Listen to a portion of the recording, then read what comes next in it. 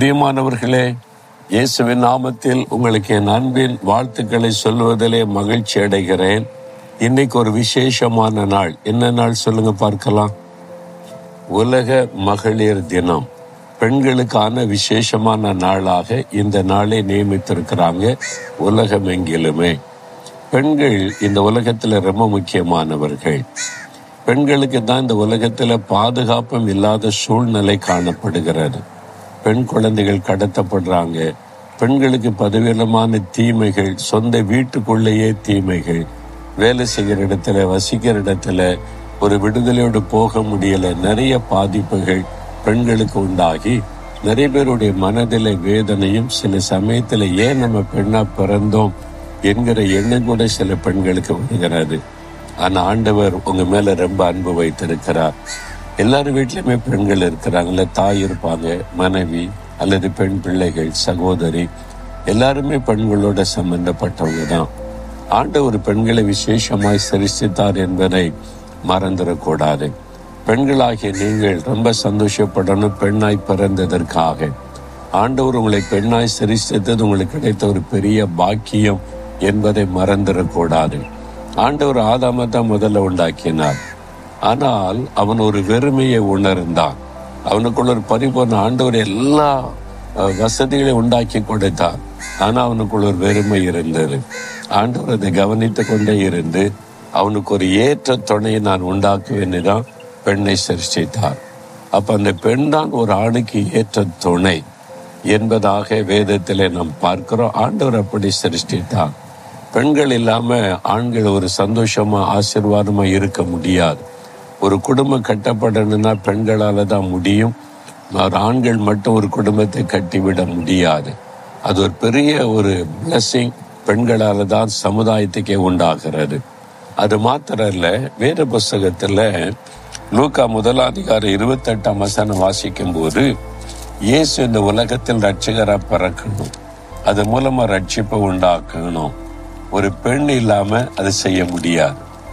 அப்ப ஆண்டவரே ஒரு பெண் இல்லாதபடி தன்னுடைய திட்டத்தை உலகத்தில் நிறைவேற்ற முடியாது.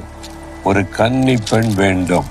ஆண்டவர் அதற்கு கண்டுபிடித்ததான் மரியாள். கன்னி மரியாள் என்று சொல்லுகிற இயேசுவின் தாயாகிய மரியாள். தேவதூதனை அனுப்பி ஆண்டவர் சொல்லி அனுப்புகிறார். என்ன சொல்லுகிறார்? கர்த்தர் உன்னுடனே இருக்கிறார், ஸ்திரீகளுக்குள்ளே நீ ஆசீர்வதிக்கப்பட்டவள். எவ்வளவு கோடிக்கணக்கான பெண்கள் இருக்கிறாங்க. அவர்களுக்கு மத்தியிலே நீ விசேஷமாய் ஆசீர்வதிக்கப்பட்டவள். கர்த்தர் உன்னுடனே இருக்கிறார். இன்னைக்கு உங்களை பார்த்து ஆண்டவர் சொல்றார், என் மகளே, நீ ஆசீர்வதிக்கப்பட்டவள். எவ்வளவு பெண்கள் இருந்தாலும் அவர்களுக்கு மத்தியிலே நீ ஆசீர்வதிக்கப்பட்டவள். ஏன் ஆண்டவரே நீ கேட்டா, இயேசுவை உங்களுடைய வாழ்க்கையில நீங்க சொந்தமாக்கி கொண்டா நீங்க ஆசீர்வதிக்கப்பட்டவங்க. அவர் இல்லாம நீங்க ஆசீர்வாதத்தை அனுபவிக்க முடியாது. அவர் உங்களோடு இருந்தா, உங்களுக்குள்ள இருந்தா, அவங்க தான் ஆசீர்வதிக்கப்பட்ட பெண்கள், பாக்கியவதிகள். அப்போ இயேசு உங்க கூட இருக்கணும், அதான் முக்கியம். சகலத்தை சிருஷ்டித்த ஆண்டவர் உங்க கூட இருக்கணும். அதனால இந்த நாள்ல இயேசு உங்களுடைய உள்ளத்தில் இருக்கிறாரான்னு இருதயத்தை சோதித்து பாருங்க. நீங்க ஸ்திரீகளுக்குள்ளே ஆசீர்வதிக்கப்பட்டவங்களா இருப்பீங்க, பாக்கியவதியா இருப்பீங்க. ஆண்டவர் உங்களை ஆசீர்வதிப்பார். பாருங்க, இயேசு இந்த உலகத்தை கொண்டு வர தேவன் பயன்படுத்தின மரியாளிடத்திலே இந்த வார்த்தை சொல்லப்பட்டது. இன்னைக்கு உங்க மூலமா இயேசுடைய சித்தம் நிறைவேற, அவருடைய நாம மகிமைப்பட நீங்க ஆண்டவரால் பிரத்யேகமா சிருஷ்டிக்கப்பட்டீங்க. உங்க மூலமா தான் உங்களுடைய குடும்பம் ஆசீர்வதிக்கப்படும். உங்க மூலமா தான் உங்களுடைய கணவருக்கு ஆறுதல். உங்க மூலமா தான் உங்களுடைய பிள்ளைகளுக்கு ஆசீர்வாதம். உங்க மூலமா தான் உங்களுடைய குடும்பத்துக்கு ஆசீர்வாதம். உங்க மூலமா உங்களுடைய பெற்றோருக்கு ஆசீர்வாதம். அதனால கர்த்தர் உங்களை ஸ்பெஷலா சிருஷ்டித்திருக்கிறார் என்பதை மறந்துடாதபடி, ஆண்டவரை என்னை பெண்ணாக சிருஷ்டித்ததற்காக ஸ்தோத்திரம்னு சொல்லுங்க. அந்த பாக்கியத்தை உணர்ந்து உங்களுடைய கரத்துல என்னை ஒப்பு கொடுக்கிறேன், என்னை நீங்க பயன்படுத்துங்கன்னு சொல்லுங்க. உங்க மூலமா நிறைய நன்மைகள் நடக்கும். சோர்ந்து போகாதங்க. நடக்கிற காரியங்களை பார்த்து, சூழ்நிலையை பார்த்து கலங்காதங்க. உங்க மூலமா தேவன் ஒரு பெரிய காரியத்தை செய்ய போகிறார். நீங்க இருக்கிற சூழ்நிலையில் ஆசீர்வாதம் வரும்.